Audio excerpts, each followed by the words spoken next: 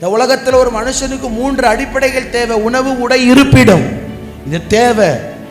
ஒரு காற்றில் இருக்கிற ஒரு சிட்டுக்குருவிக்கே தேவனாகிய கர்த்தர் அதை ப்ரொவைட் பண்ணுவார் என்று சொன்னா எனக்கு அதில் கொடுப்பாருங்கிறதுல எந்த சந்தேகமும் இல்லை. ஆமென் சொல்லுங்க. யாராவது ஜோம்னு இருக்கீங்களா? ஆண்டவரே இன்னைக்கு மதிய சாப்பாடு சாப்பிட துட்டு இல்லை, எனக்கு மதிய சாப்பாடு வாங்கித்தாங்கன்னு யாராவது ஜோம்னு இருக்கீங்களா? இல்லை. ஆண்டவரே நாளைக்கு சர்ச்சுக்கு ட்ரெஸ்ஸு போட்டு வர ட்ரெஸ் இல்லை, எனக்கு ஏதாவது ஜவுளி கடை ஓனர்கிட்ட பேசி எனக்கு ஒரு ட்ரெஸ்ஸை வீட்டுக்கு அனுப்பிங்கன்னு யாராவது ஜோம்னு இருக்கோமா? இல்லை. ஆண்டவர் எனக்கு வீடே இல்லை, நான் பஸ் ஸ்டாண்டில் தான் படுத்திருக்கிறேன், எனக்கு ஒரு வீட்டுக்கு வாடகை வீட்டை தாங்கன்னு யாராவது ஜோம்னு இருக்கிறோமா? இல்லை. He is provided. எல்லாத்தையும் கொடுக்குறார்.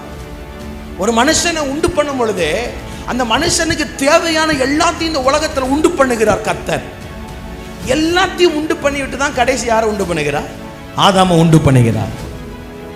அப்போ ஆண்டவருடைய கரத்தில் இருந்து இந்த 3 நமக்கு கிடைக்கும். எப்போது கிடைக்கும் அப்படின்னு சொன்னால், முதலாவது தேவனுடைய ராஜ்யத்தையும் அவருடைய நீதியும் தேடு.